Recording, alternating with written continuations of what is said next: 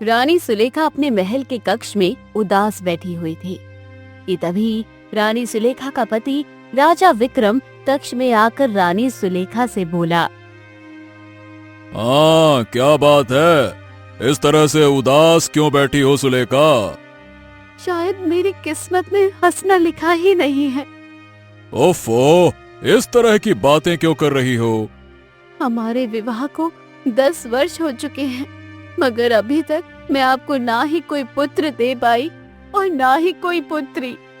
रानी सुलेखा की बात सुनकर राजा विक्रम गहरी सोच में डूबते हुए बोला। मैं समझ सकता हूँ, लेकिन मैं तुमसे इसी सिलसिले में बात करने के लिए आया था सुलेखा। महाराज, मैं आपकी बात का मतलब नहीं समझी।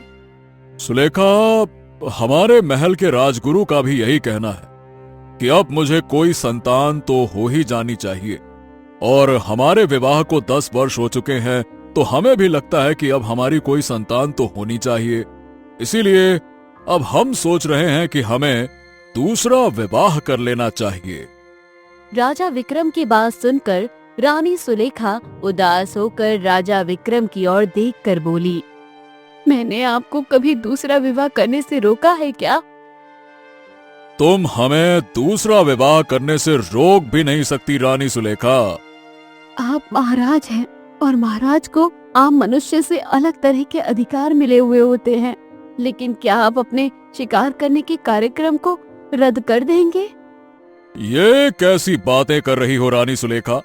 अरे, तुम तो जानती हो कि शिकार करना हमारा शौक है, लेकिन अगर तुम चाहती हो कि हम अपना शिकार करने का कार्यक्रम रद्द कर दें, तो इसमें हमें कोई आपत्ति नहीं है। रानी सुलेखा अपने पति राजा विक्रम की ओर बहुत गौर से देखते हुए बोली। आप इस राज्य के महाराज हैं और शिकार खेलना आपके बचपन का शौक है। आप आराम से शिकार पर जाइए और शिकार से लौटने के बाद दूसरे विवाह की तैयारी शुरू कीजिए। हमें लगा था कि तुम हमें शिकार पर जाने के लिए मना करोगी। शायद तुम हमारे दूसरे विवाह से पहले हमारे साथ कुछ समय बिताना चाहोगी, परंतु ठीक है, कोई बात नहीं, जैसी तुम्हारी मर्जी। हम अपने सैनिकों के साथ शिकार करने जा रहे हैं। इतना बोलकर राजा विक्रम अपने कक्ष से बाहर निकल गया और सीधा महल के दरबार में पहुंच गया, जहां पर राजगुरु उनका ही इंतजार कर रहे थे। राजगुरु, हमने रानी सुलेखा को बता दिया है कि हम दूसरा विवाह करेंगे, और हमें पूरा विश्वास है कि हमारी दूसरी पत्नी से हमें पुत्र ही होगा, जो भविष्य में हमारे राज्य को संभालेगा। फिलहाल अब हम जा रहे हैं जंगल में कुछ दिनों के लिए शिकार पर। शिकार से लौटने के बाद हम दूसरे विवाह की तैयारी करेंगे। अब क्या है ना कि अपने माता पिता की रहस्यमयी मौत के बाद हम आपको अपने पिता समान ही समझते हैं, इसीलिए हम अपने लिए दूसरी पत्नी ढूंढने का अधिकार भी आपको देते हैं। हमारे लौटने से पहले आप पड़ोस के राज्य की कोई सुंदर रानी हमारे लिए देखकर रखिएगा। ठीक है राजगुरु जी? महाराज, राज्य के हालात इस समय सही नहीं चल रहे हैं। आप जानते हैं कि पड़ोसी राज्य के राजा हमारे जयगढ़ राज्य पर हमला करने की योजना बना रहे हैं। इसलिए मैं आपसे विनती करता हूं कि इस समय आपका शिकार पर जाना ठीक नहीं है। राजा विक्रम गंभीरता से राजगुरु की ओर देखकर बोला। राजगुरु, एक बात बताइए, हमारे बाद इस राज्य को कौन संभालता है? हमारे पीछे आप ही तो संभालते आए हैं हमेशा से, तो बस इस बार भी राज्य को आप ही संभालेंगे। और मुझे विश्वास है कि अगर कोई दूसरा राज्य हमारे राज्य पर हमला कर भी देगा, तब भी आप बड़ी आसानी से सेना की कमान संभालकर उसे धूल चटा देंगे। चलिए, अब हमें आज्ञा दीजिए राजगुरु, हम जाते हैं शिकार पर। इतना बोलकर राजा विक्रम 2 सैनिकों के साथ शिकार के लिए निकल पड़ा। राजा विक्रम सुबह से लेकर शाम तक शिकार के लिए भटकता रहा, मगर उसे कोई भी शिकार नहीं मिला।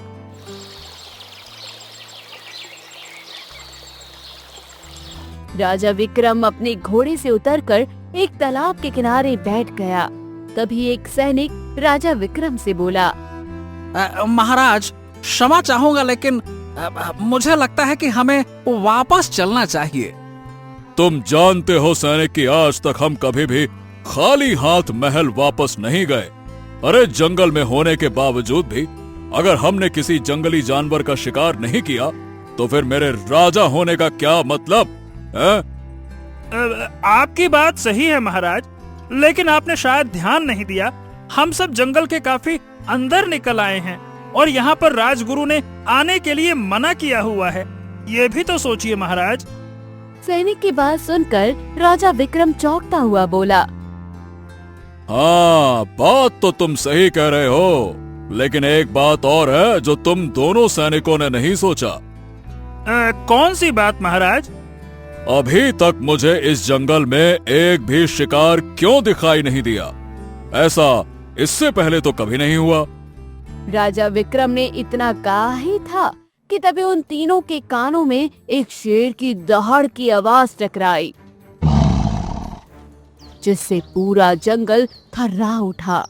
राजा विक्रम तुरंत उठकर बैठ गया और बेहद फुर्ती से चील जैसी नजर से इधर उधर देखने लगा।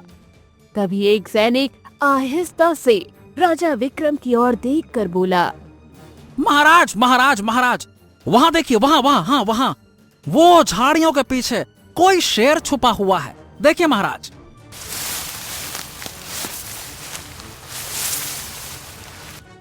अरे मैं शेर और शेरनी को परखने में माहिर हूँ सैनिक। झाड़ियों के पीछे खड़ा हुआ वो कोई शेर नहीं बल्कि एक शेरनी है, समझे? महाराज, राजगुरु ने इस जंगल में शेरनी का शिकार करने के लिए मना किया हुआ है। सैनिक की बात सुनकर राजा विक्रम चिल्लाकर बोला, अरे ये मना किया है, वो मना किया है। अरे बंद करो अपनी बकवास। ये मना किया है, वो मना किया है। अरे माना कि हम राजगुरु का सम्मान करते हैं, मगर इतना भी नहीं कि हम उनके आदेशों का पालन करें। अरे हम राजा हैं, राजा, और मैं यहाँ पे शिकार करने आया हूँ और शिकार करके ही जाऊंगा, समझे? इतना बोलकर राजा विक्रम ने अपने धनुष में तीर चढ़ाकर सीधे उस शेरनी के ऊपर वार कर दिया। अचानक एक चीख के साथ वो शेरनी वहीं पर गिरकर ढेर हो गई। राजा विक्रम अपने दोनों सैनिकों के साथ दौड़ता हुआ शेरनी के नजदीक चले गए। तभी अचानक राजा विक्रम और उसके दोनों सैनिकों को अपने सामने सब घूमता हुआ महसूस होने लगा। वो तीनों बेहोशी की गहराइयों में समा गए।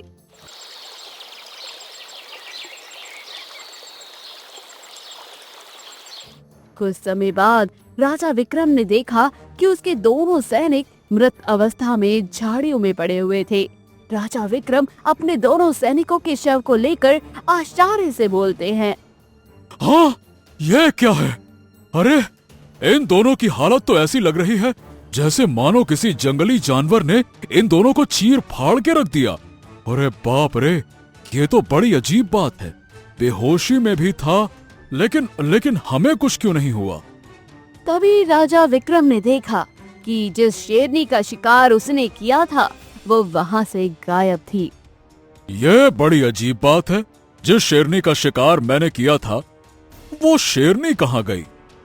तभी राजा विक्रम की नजर ठीक सामने तालाब पर चली गई।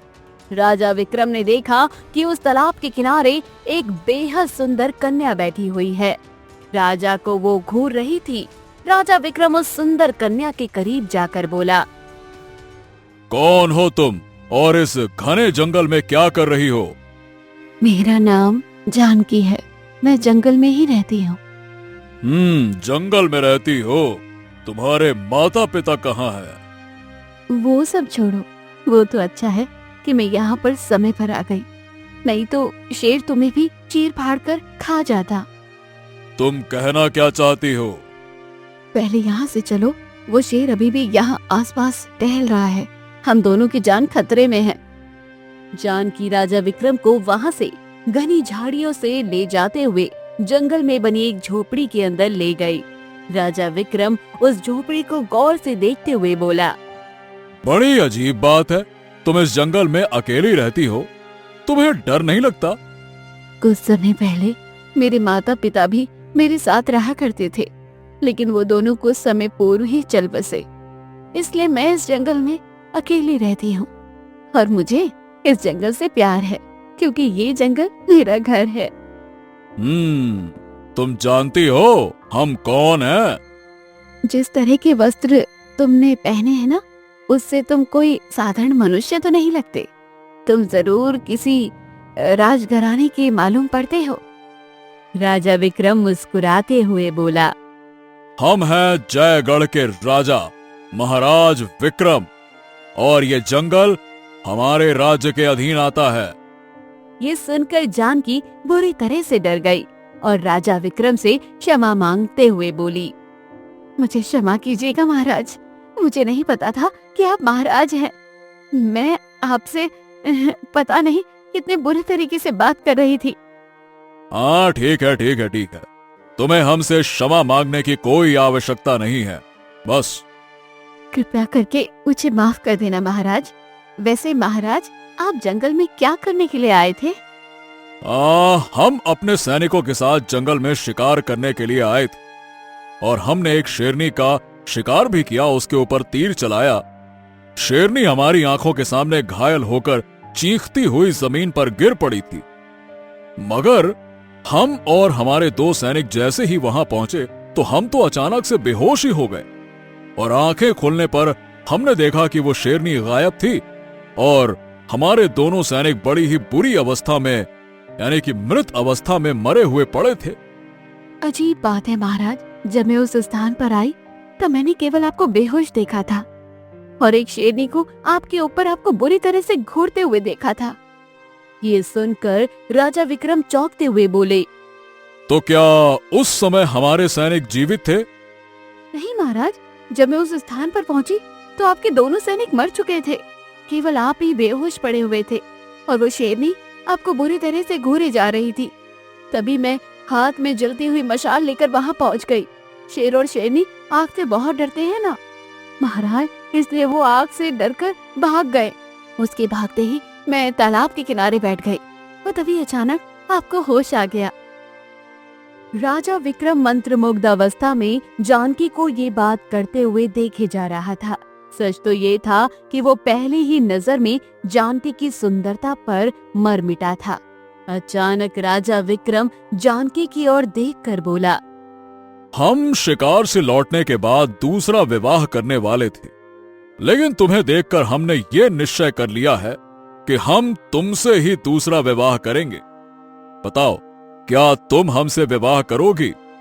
ये सुनकर जानकी शर्माती हुई बोली, मैं जंगल में अकेली रहती हूँ। एक राजा की पत्नी बनना सबसे बड़े सम्मान की बात होती है। इससे ज्यादा मुझे और क्या चाहिए? मैं तैयार हूँ महाराज, मैं आपसे शादी करूंगी।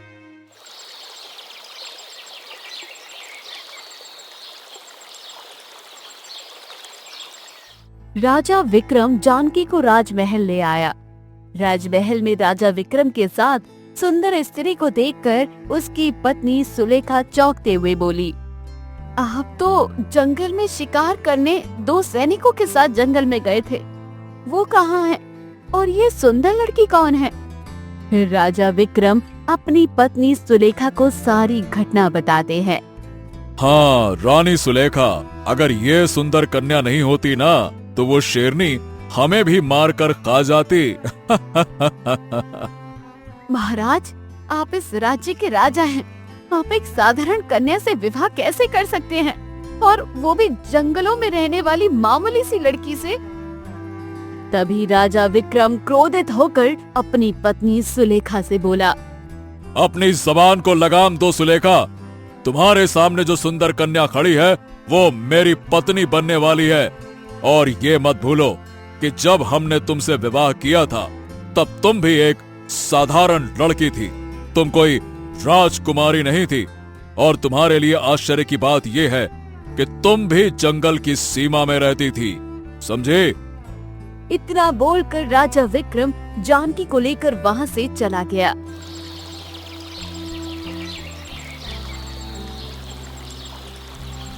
अगले दिन जानकी का विवाह राजा विक्रम से धूमधाम से संपन्न हो गया।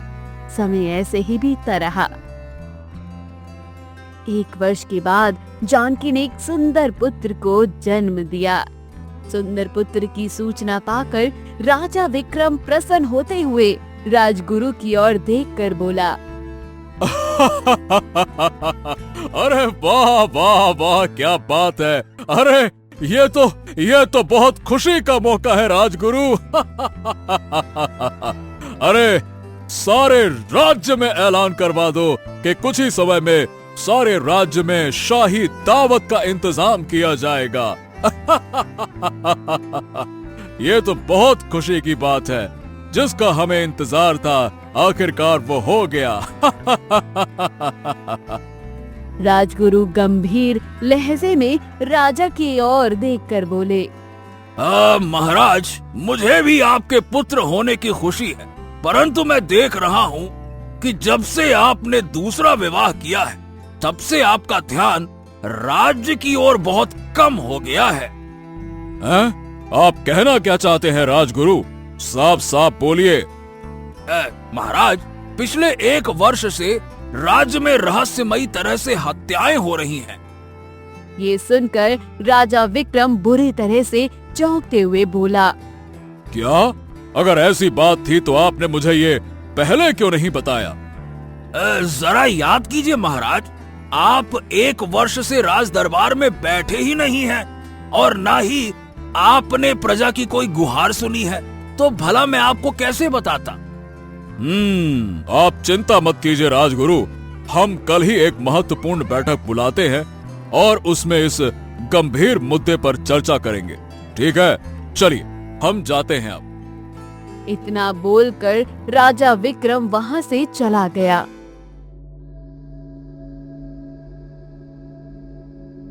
आधी रात के समय राजा विक्रम अपने कक्ष में गहरी नींद में सो रहा था कि तभी अचानक उस कक्ष के अंदर काला धुआं फैलने लगा। अगले ही पल राजा विक्रम के कानों में अपने पुत्र की चीख टकराई। राजा विक्रम जैसे ही उठकर बैठा तो सामने एक दृश्य देखकर उसकी आंखें फटी की फटी रह गई।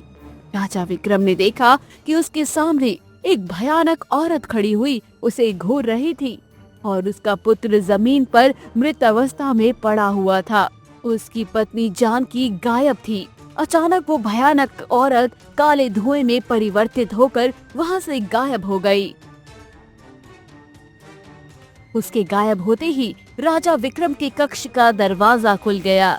राजा विक्रम ने देखा कि उसकी पत्नी जानकी फटी फटी आंखों से अपने 1 दिन के मृत पुत्र को देखी जा रही थी।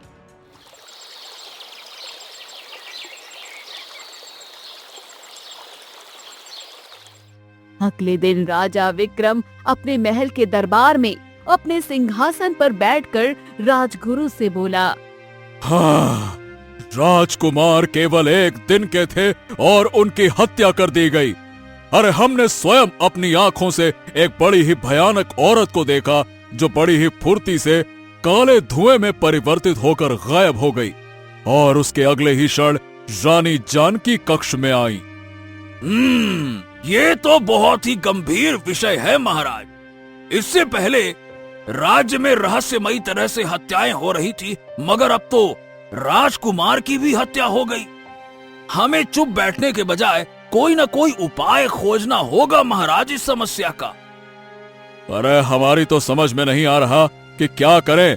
आखिर मैं क्या करूं? मैं इंसान का तो मुकाबला कर सकता हूं, लेकिन किसी चुड़ैल या पिशाचनी का मुकाबला नहीं कर सकता। आप ही इस समस्या का कुछ समाधान निकालिए राजगुरु। महाराज, मैं एक साधु को जानता हूँ, लेकिन वो किसी के बुलाने से नहीं आते। वो सिर्फ उसी के बुलाने से आते हैं जिस व्यक्ति को उनसे कोई कार्य हो, फिर वो चाहे साधारण मनुष्य हो या फिर कोई राजा।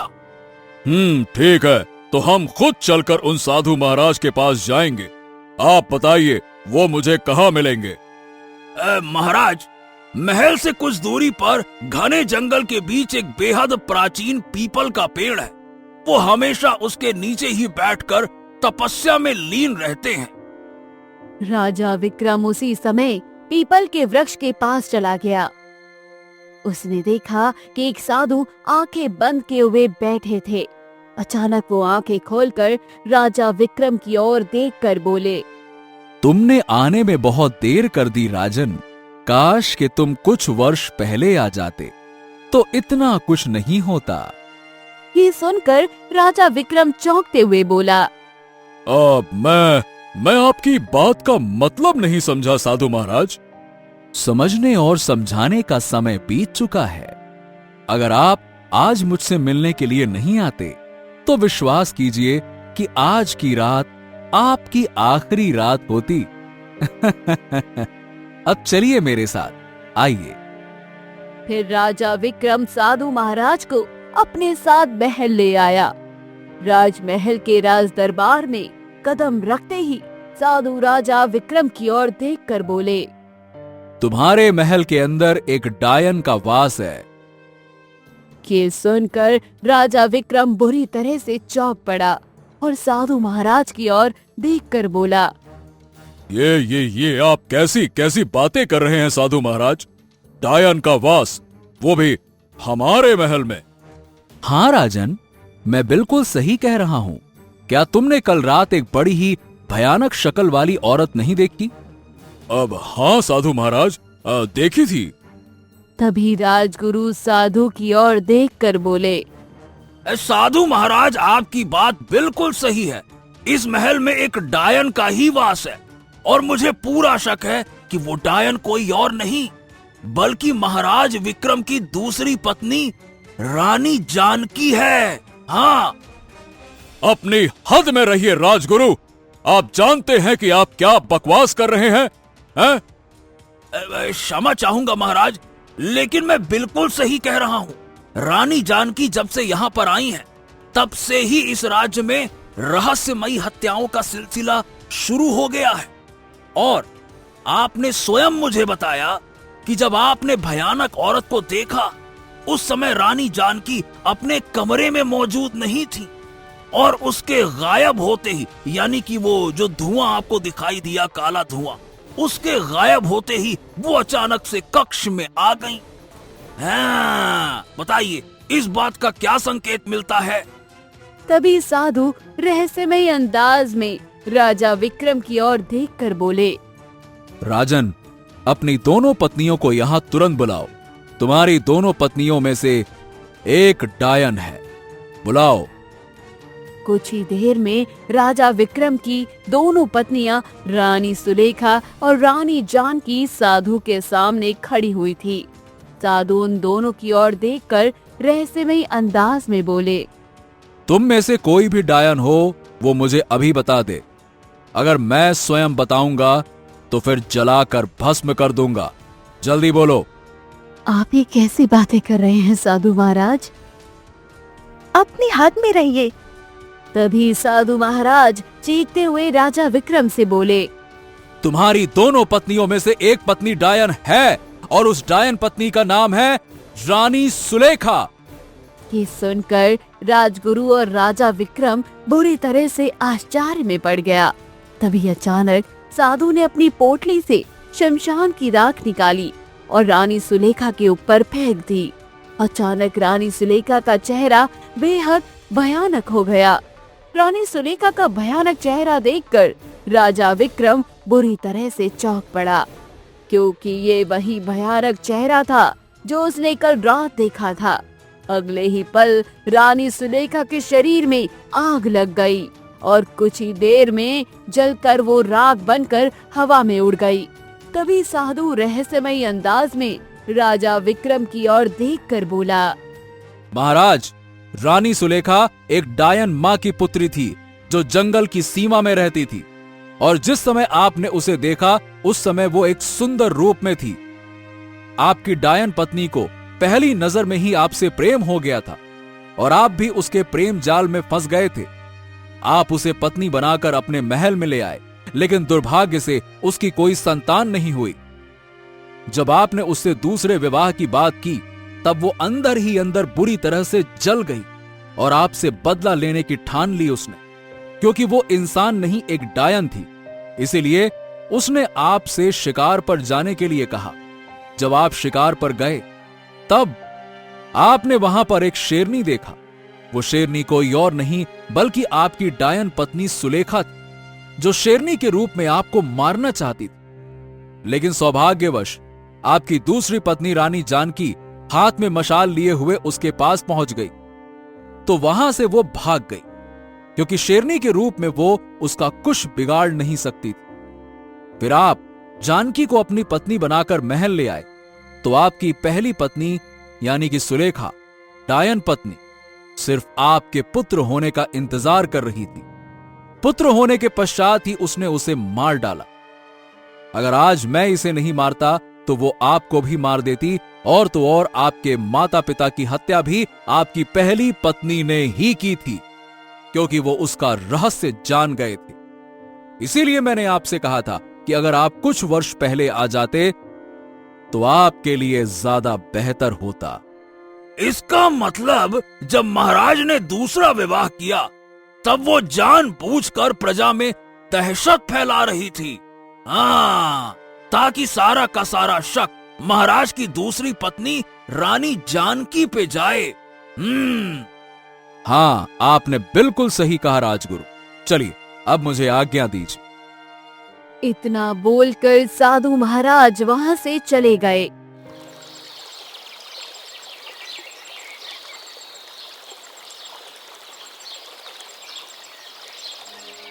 कुछ वर्ष बाद रानी जानकी ने एक सुंदर पुत्र को जन्म दिया और फिर राजा विक्रम और रानी जानकी खुशी खुशी से रहने लगे।